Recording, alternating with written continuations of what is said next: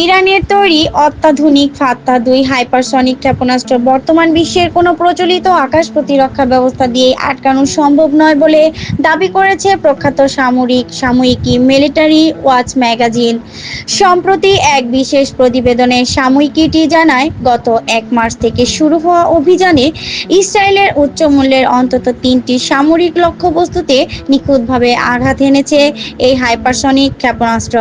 প্রতিবেদনে বলা হয়েছে, ফাত্তা-2 ক্ষেপণাস্ত্রে ব্যবহৃত হাইপারসনিক লাইট ভেহিকেল প্রযুক্তি একে অনন্য করে তুলেছে।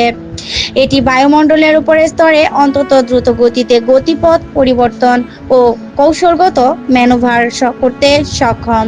ফলে কোনো নির্দিষ্ট লক্ষ্য স্থির না থাকায় প্রচলিত রাডার বা ইন্টারসেপ্টর সিস্টেমের পক্ষে একে শনাক্ত বা ধ্বংস করা প্রায় অসম্ভব হয়ে পড়ে।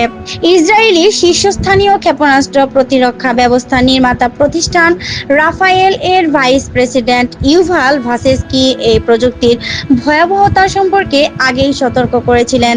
তিনি স্বীকার করেন, বর্তমানের প্রতিরক্ষা ব্যবস্থাগুলো মূলত লক্ষ্যবস্তুর চেয়ে বেশি গতিতে ছুটে গিয়ে তা ধ্বংস করে, কিন্তু শব্দের চেয়ে 10 গুণ বেশি গতির ম্যাক 10 ফাত্তা-2 ক্ষেপণাস্ত্রকে আটকাতে হলে প্রতিরক্ষা ব্যবস্থাকে অন্তত শব্দের 30 গুণ গতিতে ম্যাক 30 ছুটতে হবে। বর্তমান বৈশ্বিক প্রযুক্তিতে বায়ুমণ্ডলের প্রবল ঘর্ষণের কারণে এটি অসম্ভব একটি চ্যালেঞ্জ। সামরিক বিশেষজ্ঞরা বলেছেন, যুক্তরাষ্ট্র ও ইসরায়েলের আকাশ প্রতিরক্ষা ব্যবস্থাগুলো সংখ্যাধিক্যের কারণে হিমশিম খাচ্ছিল। এখন হাইপারসনিক প্রযুক্তির অন্তর্ভুক্তি সেই সংকটের নতুন উচ্চতায় নিয়ে গেছে।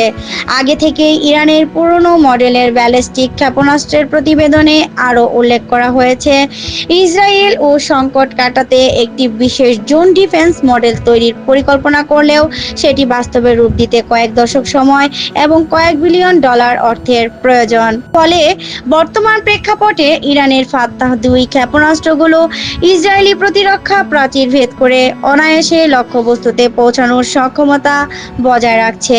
নাহিদা, কথা টিভি ৭১, ঢাকা।